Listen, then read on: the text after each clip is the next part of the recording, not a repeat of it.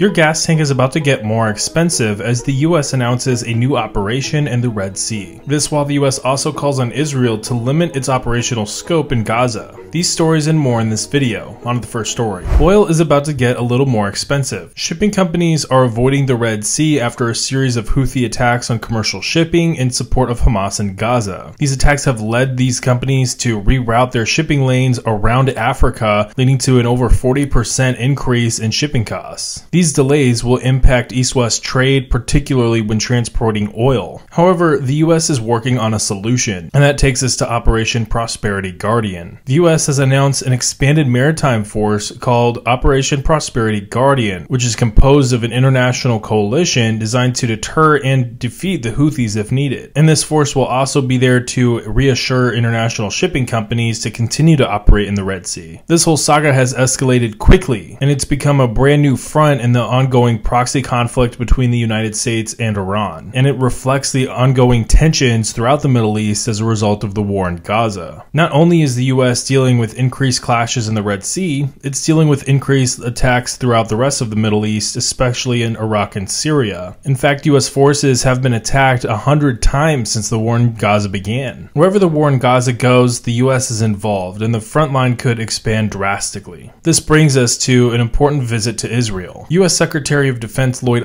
visited Israel this week to discuss Israel's transition from a high-intensity conflict in Gaza to a smaller, more limited and focused conflict. Secretary Austin has supported Israel's right to defend itself, however he is concerned with the mounting level of civilian casualties in Gaza. And of course he's there to meet with senior Israeli leaders. All of this follows an accusation by Human Rights Watch which accuses Israel of deliberately starving Palestinian citizens. Since the war began, Israel set out to completely destroy Hamas, and its operational scale has reflected that. However, the entire time, civilians have been caught in the crossfire, with nearly 20,000 civilians having been killed. This pressure from Secretary Austin also follows a larger amount of pressure from the United States on Israel to wind down the operations in Gaza and increase a more focused campaign. However, Israel has thus far not shown any sign of doing so. And of course, all of this happens as the IDF uncovers one of the largest Hamas tunnels yet, and an accidental killing of 3 Israeli hostages attempting to rendezvous with the IDF. The more focused that operations can become, the less likely that accidents like the killing of the 3 IDF hostages will be. However, at the same time, it also decreases the likelihood that the IDF can identify and capture large Hamas tunnels like what they've found. And having said all of this, what do you think? Let me know in the comments. Russian spy agencies appear to have gotten their act together, and this might have some challenges for Ukraine. Ukraine's military chief, Valery Zaluzhny, revealed that a bugging device was found in one of his offices and hinted that several more might have also been found. Of course, the suspicion immediately falls on Russia, given the ongoing war. However, Zaluzhny did not provide any further details on the devices themselves or where they were found in his offices. The intelligence services of both Ukraine and Russia have been quite active since the war began, with several assassination attempts being attempted on senior Ukrainian leadership. At the end of November, the chief of Ukraine's military intelligence directorate revealed that his wife had been poisoned with heavy metals, a tactic routinely used by Russian intelligence services. As the US enters into an election season, support for Ukraine is somewhat in flux. Support for Ukraine is bipartisan in general, however the technicalities of that support is where things begin to get a little split, especially considering domestic economic challenges in the United States. Not only will Russian spy agencies continue to increase their levels of intelligence collection and even direct attacks on Ukraine, they'll also increase their levels of disinformation spreading throughout the US and other Western countries about aid to Ukraine and about where that aid is even going. All of that, of course, to confuse and discourage further aid in the future from the United States. So having said all of that, what are your thoughts? The civil war in Myanmar continues. Despite a temporary ceasefire brokered by China, rebel forces have captured a key town in northeastern Myanmar near the border with China. The Three Brotherhood Alliance, consisting of the Myanmar National Democratic Alliance Army, or the MNDAA, the Tong National Liberation Army, or the TNLA, and the Arkan Army, or the AA, launched offensives against military positions in the Shan state throughout October. And while things have grown calmer in regions controlled by the MNDAA, the TNLA has continued its operations, gaining more territory. This area includes a large trade zone, which is of course very important for cross-border trade between Myanmar and China. The Myanmar civil war escalated significantly back in February 1st of 2021 following a coup. The military seized power from a democratically elected government, citing election fraud, which led to widespread protests and civil disobedience. This led to a violent crackdown by the military on protesters, and that sparked outrage across Myanmar and the international community. And of course, all of this led to the formation of armed resistance groups, some of which are ethnic-based, and they have been engaged in long-standing conflicts with the Myanmar government. But all of these groups coalesced under the banner of a people's defensive war against the military junta, seeking to overthrow the government. China brokered a ceasefire on December 14th of 2023, attempting to bring an end to the fighting, and since the fighting began, around 2 million civilians have been displaced. However, China's challenges are not just on its southern border, they're also on the eastern border. Tensions continue to rise on the Korean peninsula. Over the weekend, North Korea launched another ICBM, this one designed to target any part of the United States, which fell into the Sea of Japan. And this prompted calls from the national security advisors of the United States, Japan, and South Korea. This also prompted a meeting between China and North Korea, however, we don't have any details on what exactly is discussed between those two. And having said all of this, while tensions are rising, they're still kind of in that typical area that tensions in Korea are at. That's to say that we're a long ways away from things being very concerning on the Korean peninsula, although of course they're not trending in a great direction either way. Those are the updates for today's video. Be sure to leave a like if this video was helpful or informative. Leave a comment with your thoughts on any one of these stories that we talked about today,